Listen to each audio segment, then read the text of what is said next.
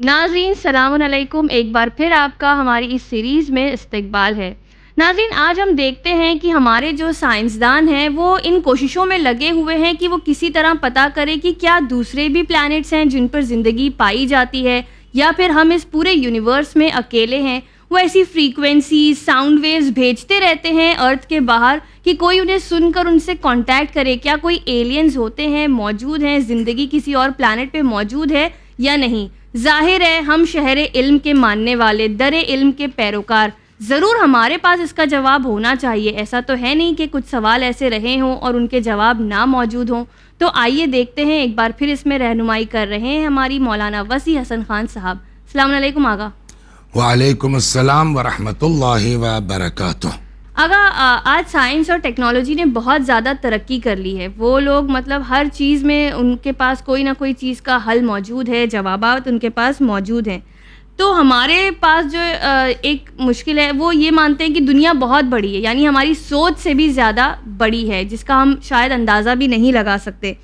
تو دین اسلام کا اس چیز پر کیا کہنا ہے کہ کیا کوئی اور دنیا ہے جس پر انسانیت موجود ہے، ہمارے جیسے انسان موجود ہیں؟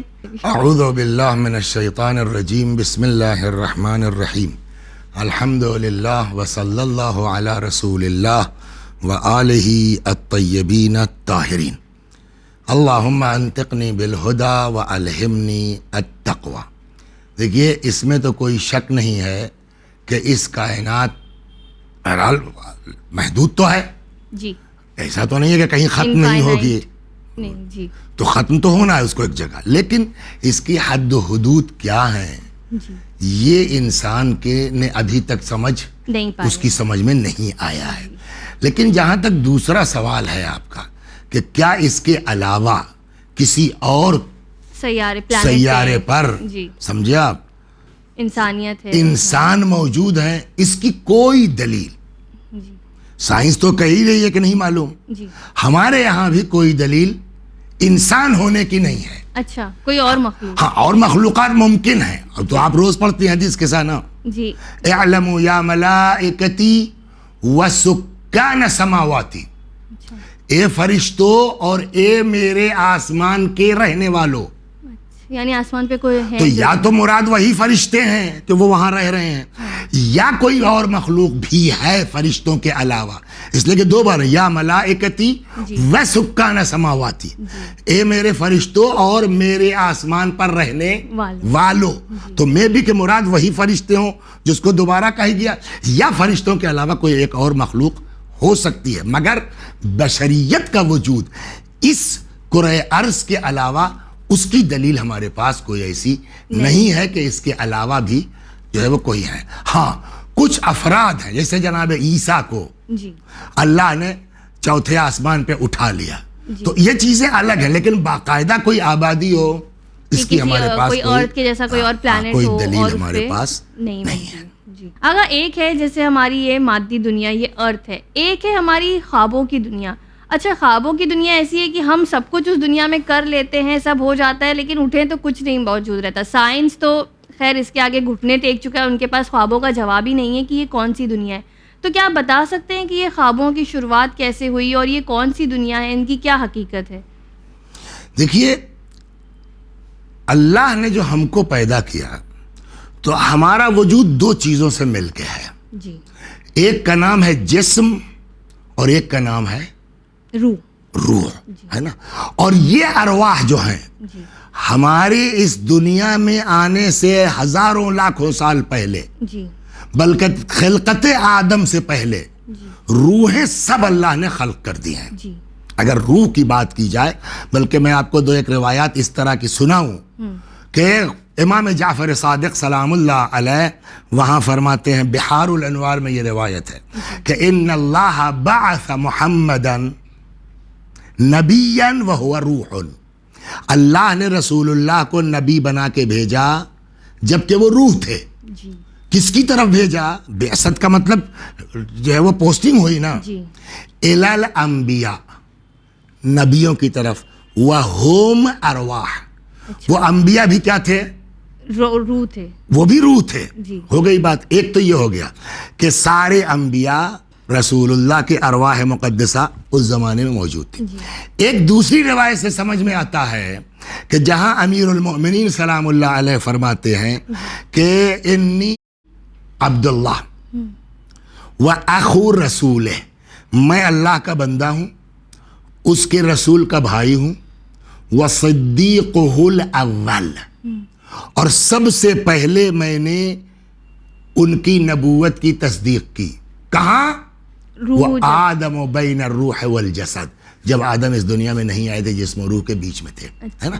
پھر فرماتے ہیں ثم انی صدیقہ الاول، پھر میں ہی پہلی تصدیق کرنے والا ہوں فی امتکم ہذہ، اس دنیا میں بھی. اس کے بعد یہ کہتے ہیں، یہ نہیں کہا کہ میں ہی اول ہوں میں ہی آخر ہوں، نہ. اب یہاں جو ہے وہ سنگلر کے بجائے پلورل یوز کیا، پہلے سنگلر یوز کیا میں. اب کہتے ہیں لاسٹ میں فنحن الاولون ونحن الاخرون، ہم ہی لوگ اول ہیں، ہم ہی لوگ آخر ہیں. اول و آخر کا مطلب پہلے بھی عالم ارواح میں بھی ان کی نبوت کی ہم نے تصدیق کی، اور یہاں بھی ہم نے ان کی نبوت کی تصدیق کی. تو یہ تو نحنو کا مطلب یہ کہ خالی علی کی بات نہیں ہے، اور بھی ساتھ میں، تو اور بھی کم از کم چہاردہ معصومین کے وجود کو وہاں مانا جائے کہ ہم لوگ مراد ہوں گے. یہ تو یہ ہو گیا. اب یہاں پر جو اور روایتوں سے سمجھ میں آتا ہے کہ خداوند عالم، جیسے وہ حج کے مسئلے میں آپ نے اگر پڑھا ہو کہ اس عالم جس کو عالم الست کہتے ہیں، اللہ نے ساری روحوں سے اقرار لیا الست بربکم قالوا بلا. تو اس وقت جو ہے جناب ابراہیم علیہ السلام جب وہ بنا رہے تھے خانہ کعبہ، تو اللہ نے کہا وَأَذِّن فِي النَّاسِ بِالْحَجِّ، لوگوں کو حج کے لیے دعوت دو. تو اس وقت جب جناب عیسیٰ نے حج کے لیے پکارا، تو بعض روایتوں میں یہ ہے کہ عالم ارواح میں جو روحیں تھیں اس میں جن جن لوگوں نے کہا لبیک، آج اس دنیا میں وہ حج کرنے جاتے ہیں. ایک بات ہو گئی. تو اب ان سے مرحلے وار غور کیجئے کیا ہوا. رسول اللہ کا وجود مبارک، ائمہ معصومین کا وجود مبارک، اور اس روایت سے بقیہ انسانوں کی روحیں اس وقت موجود تھی. تو روح اس زمانے سے ہے. تو اب اس طرح سے اگر دیکھیں تو روحوں کا وجود ثابت ہے. اب جسے جیسے جو ہے وہ اللہ جن کو جب بھیجنا ہے تو انسان اس دنیا میں آتا گیا. تو اب جو انسان اس دنیا میں آیا تو یہ دو حصوں میں ہے، ایک کا نام ہے روح اور ایک کا نام ہے جسم. خوب، انسان یہ سوتا ہے، تو جب سوتا ہے تو اس کی روح جو ہے ایک وہ نکلتی ہے. اچھا، کبھی آپ دیکھتے ہوں گے کہ صاحب ہم مکے پہنچے ہوئے ہیں، کبھی مدینے پہنچے ہوئے ہیں، کبھی کہاں پہنچے ہوئے ہیں، اور جو ڈراؤنے خواب بھی ہوتے ہیں. وہی عرض کرنے جا رہا ہوں. تو اب یہاں جب اس طرح کے جو سونے کے بعد روحیں نکلتی ہیں تو اسی کو ہم جو ہے وہ بیداری کے بعد کیا کہتے ہیں، خواب دیکھا، وہاں گئے تھے وہاں گئے تھے وہاں گئے تھے وہاں گئے تھے. تو اس میں 3 طرح کے اقوال ہیں. اچھا، ایک قول تو یہ ہے مادی لوگوں کا کہ آدمی جو کچھ دن بھر سوچتا ہے یا کرتا ہے وہ پھر خواب میں اس کو وہی دکھائی دیتا ہے. ایک قسم خواب کی وہ ہے کہ جس کو قرآن کی زبان میں کہتے ہیں اضغاث و احلام، یا ہماری اردو میں اس کو کہتے ہیں خواب پریشان. اس کی کوئی جو ہے وہ حقیقت نہیں ہے، نہ اس کی کوئی تعبیر دے سکتا ہے. تیسری قسم یہ ہے کہ کبھی کبھی خواب جو ہے وہ آئندہ کی خبر دیتا ہے. عام انسان کا خواب بھی، عام انسان کا بھی ہو سکتا ہے. اب اس میں جو ہے وہ جیسی لوگوں کی روح قوی ہوگی، جیسا لوگوں کا، مثلا انبیاء علیہ السلام ہے، تو انبیاء کا جو خواب ہوگا وہ ہمارے خواب کی طرح نہیں ہے، وہ حکم الہی کے طور کے اوپر ہے. جیسے جناب ابراہیم کے خواب کا ذکر قرآن نے کیا ہے کہ اسماعیل جگہ کے بیٹا میں نے خواب میں دیکھا ہے، یا اسی قرآن میں جناب یوسف کا خواب قرآن مجید نے بیان کیا، جس کی تعبیر سے اس زمانے کے بڑے بڑے عاجز ہو گئے، اور انہوں ہی نے کہا کہ صاحب یہ خواب پریشان ایسی کوئی تعبیر نہیں ہے. پھر جناب یوسف نے اس کی تعبیر دی ہے. لیکن انبیاء کے علاوہ بھی جو مومنین ہیں وہ بھی جو ہے وہ خواب ان کا صحیح ہو سکتا ہے. یہ نہیں ضروری ہے کہ ہر خواب صحیح ہو. میں نے کہا کبھی کبھی آدمی جو کچھ دن میں کرتا ہے وہ دیکھتا ہے خواب میں، اس کی کوئی حیثیت نہیں ہے. کبھی کبھی جو ہے وہ آدمی جو ہے وہ خواب پریشان دیکھتا ہے, شیطان بھی کچھ اس کے ساتھ کرتا ہے, اس کی بھی کوئی اوقات نہیں ہے. کبھی کبھی یہ خواب جو ہے وہ خدا کی طرف سے ہوتا ہے تاکہ آدمی اپنے آئندہ کو سمجھ سکے, اور پھر اب اس کے لیے ضرورت ہے ایک تعبیر کرنے والے کی. تعبیر کرنے والا بھی عام آدمی اس کی تعبیر نہیں دے. دیکھیے یہ چیز ایسی ہے جیسے قرآن نے جناب یوسف کے لیے کہا کہ ہم نے ان کو تعویل رویا دی ہے, یعنی خواب بیان کرنے کا سلیقہ ہم نے ان کو سکھایا ہے, اور کچھ اسباب ہیں جس کی بنا پر انسان کے اندر وہ صلاحیت پیدا ہوتی ہے جس کی بنا پر وہ خواب کی تعبیر بیان کر سکتا ہے. اور یہ کہیں آپ لوگ کتابیں چھپی ہیں, میرے اس موبائل میں بھی جو ہے باقاعدہ تعبیر خواب کا جو ہے وہ ہے کہ اس کا, لیکن کوئی ضروری نہیں ہے کہ وہ صحیح ہو. جو مومن متقی آدمی جس کو خدا کی طرف سے یہ صلاحیت عطا ہوئی ہو, کوئی ضروری نہیں کہ انبیاء ہی تک ہو. جناب یوسف نے تعبیر دی اور وہ بالکل 100% صحیح اتری ہے, لیکن انبیاء کے علاوہ بھی ایسے افراد تھے اور ہو سکتا ہے ہوں کہ جو خواب کی تعبیر ایگزیکٹ بیان کر سکے, اور اس کے لیے کتاب نہیں بلکہ خدا کی طرف سے. اس کے لیے کیا ہونا چاہیے کہ آپ کے اندر یہ صلاحیت ہو؟ اس کے لیے ضروری ہے کہ انسان کے اندر تقوی ہو. ایک آیت قرآن میں ہے, اتقوا اللہ یعلمکم اللہ, تقوی اختیار کرو اللہ تم کو تعلیم دے گا. تو وہ تعلیم کیا ہے؟ ہو سکتا ہے کہ وہ تعلیم یہی ہو. اس لیے کہ جناب یوسف کو بھی جو تعبیر خواب کا علم دیا گیا وہ کب دیا گیا معلوم ہے؟ جب زلیخا نے ان سے حضرت یوسف علیہ السلام سے گناہ کا مطالبہ کیا, اور باوجود اس کے کہ ان کے پاس بچنے کا کوئی چارہ نہیں تھا, مگر وہ اس سے بچ کے نکل آئے, گناہ نہیں کیا. اب قرآن کہتا ہے کہ ہم نے ان کو تعویل خواب کا علم دے دیا ہے. تو انسان اپنے آپ کو گناہوں سے بلند کرے. یا ایک بڑے معبر کا نام گزرا ہے ابن سیرین, یہ تابعین میں سے ہیں. ابن سیرین کے ایسی تعبیرات ہیں کہ آدمی سوچ نہیں سکتا کہاں سے نکلا یہ. مثلا ایک دو آپ کو میں سنا دیتا ہوں. ایک آدمی آیا, اس نے کہا صاحب میں نے خواب دیکھا ہے کہ مومنوں کے منہ میں تالا لگا رہا ہوں. اچھا, یہ کہاں سے تعبیر دے گا؟ کس کتاب میں یہ تعبیر ملے گی؟ تو ابن سیرین نے, رمضان کا مہینہ تھا اتفاق سے, دیکھیے ابن سیرین نے پوچھا کیا تم اذان دیتے ہو؟ کہاں صاحب؟ کہا صبح کی اذان ٹائم سے پہلے دے دیتے ہو, مت کیا کرو ایسا. تو جب آدمی اذان دے گا تو گھر والے جو ہے بیچارے جو ہیں آس پاس کے سمجھے گا اذان ہو گئی, چھوڑ دیا, تو تالا لگ گیا نہیں لگ گیا. تو یہ تعبیر آسان نہیں, کون سوچ سکتا تھا؟ کون؟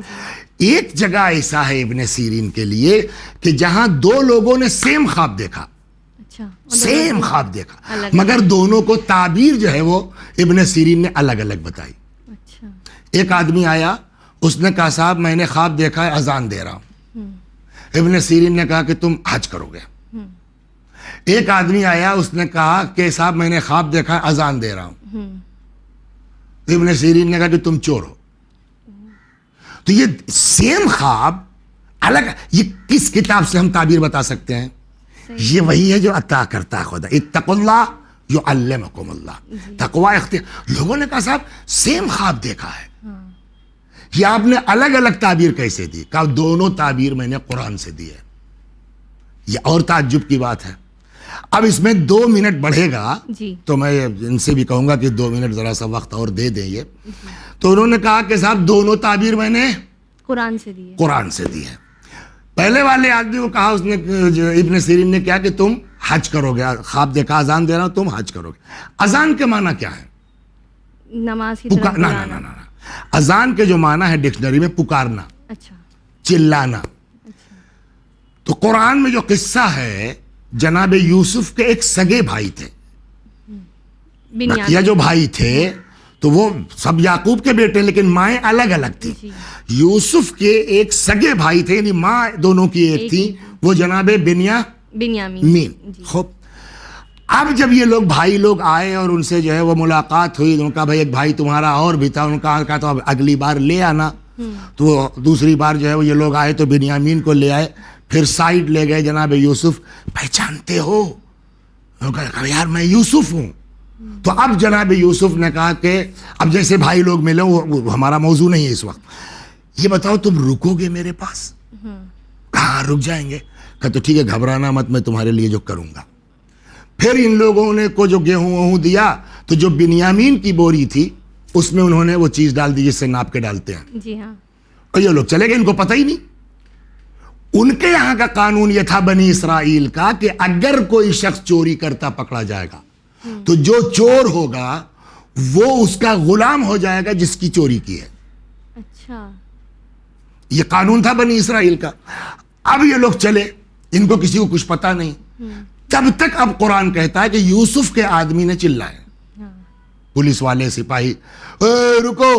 اب یہ قرآن کا لفظ ہے ثم اذن مؤذن ایتها العیر انکم لسارقون. پھر چلانے والا چلایا, اذن چلایا, مؤذن چلانے والا چلایا, اے تم لوگ چور ہو. تو اب ظاہر سی بات, بھیا دیکھ لیجئے, معلوم ہوا کہ ان کے نکل آیا. کس کے؟ بنیامین کے اس سے. تو یہاں جو ہے وہ اذان کس کے لیے دی گئی, مطلب چلایا کس کے لیے گیا, تم لوگ چور ہو. کہ وہ آدمی جو آیا اس نے کہا کہ صاحب میں نے خواب دیکھا کہ اذان دے رہا ہوں, تو وہ شکل سے جو ہے وہ بدماش لگ رہا تھا. میرے دماغ میں کھٹ سے یہ آیت آ گئی انکم لسارقون والی. میں نے کہہ دیا تم چور ہو. کہا اس کو جو کہا آپ نے کہ جو ہے وہ حج کرو گے, وہ بھی کہہ رہا تھا کہ ہم نے کہا یہی لفظ حج کے لیے استعمال ہوا. اللہ نے کہا جناب ابراہیم سے جب کعبہ تیار کر چکے, وَأَذِّن فِي النَّاسِ بِالْحَجِّ, اے ابراہیم تم پکارو لوگوں کو کاہے کے لیے؟ حج کے لیے. تو یہ اذن جو ہے یہاں, یہ جو جناب ابراہیم آواز لگا رہے ہیں کاہے کے لیے, یہ آدمی شکل سے مومن لگ رہا تھا, شریف لگ رہا تھا.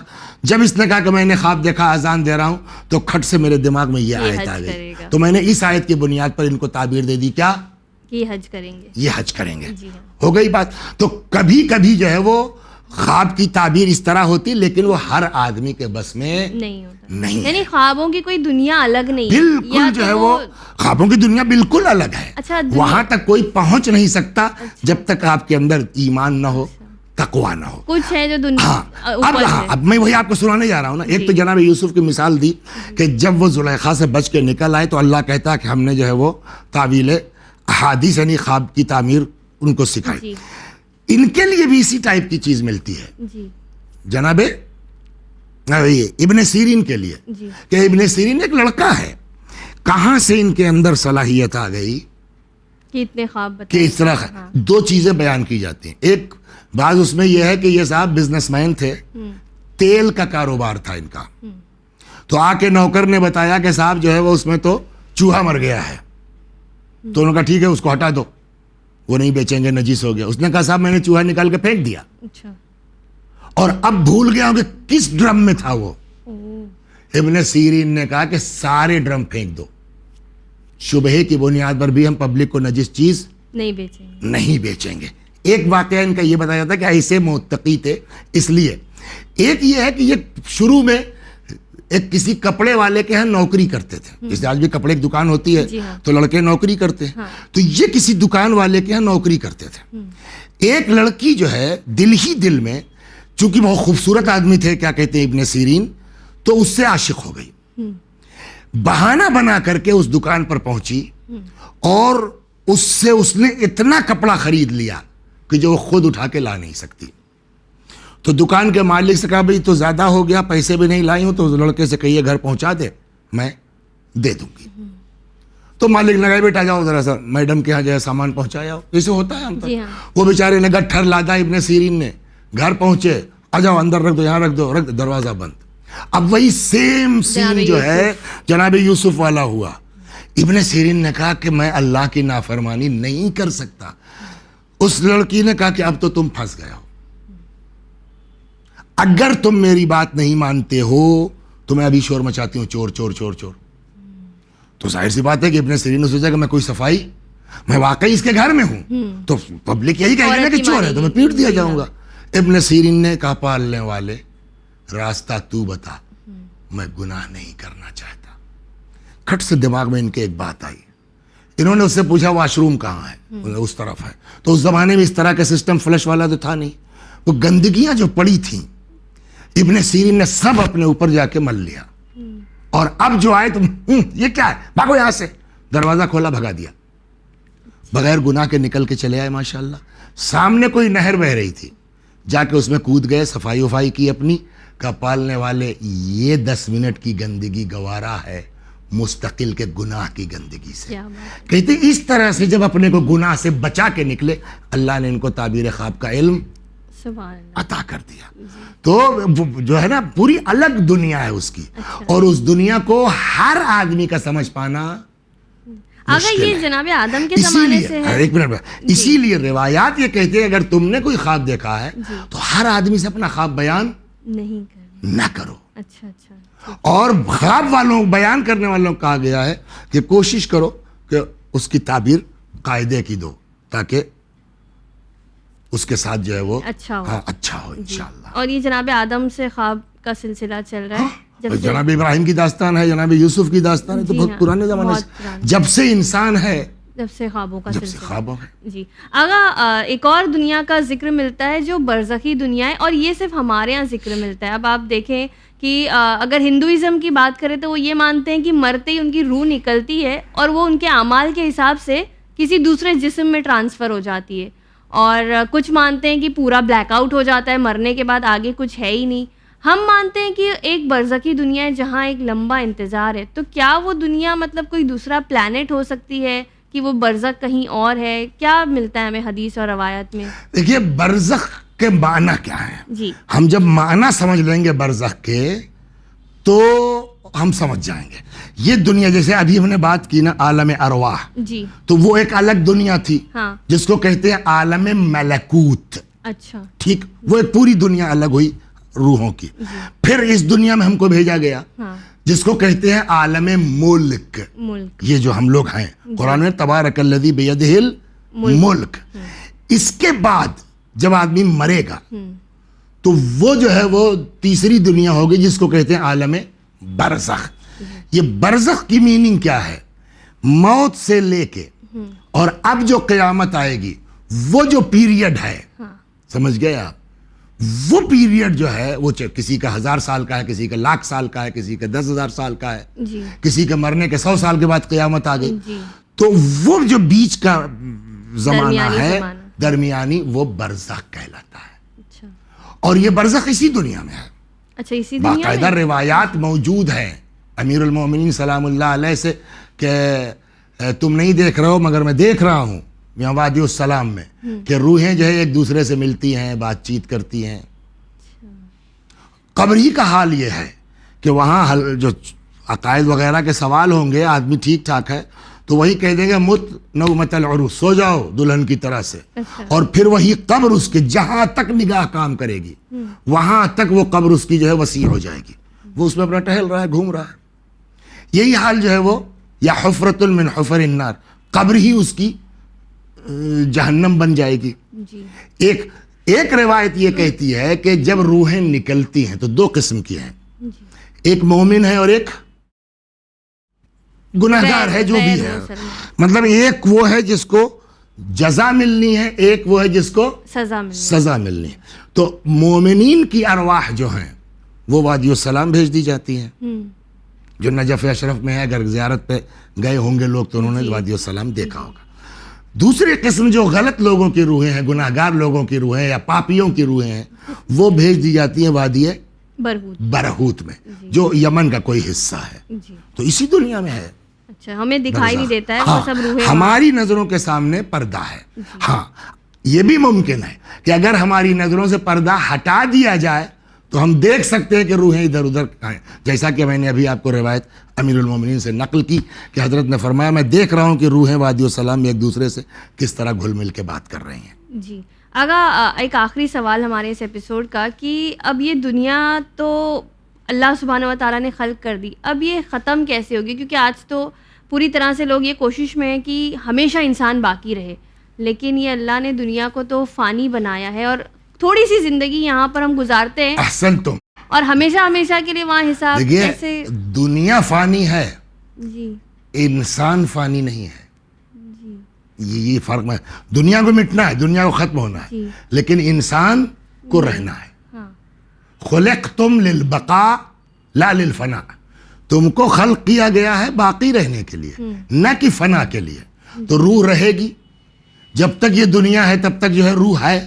جی اس کے بعد جب دنیا ختم ہوگی قیامت آئے گی تو انسان اسی جسم کے ساتھ اس کی روح پھر ڈالے جائے گی، پھر وہ ہمیشہ کے لیے ہے.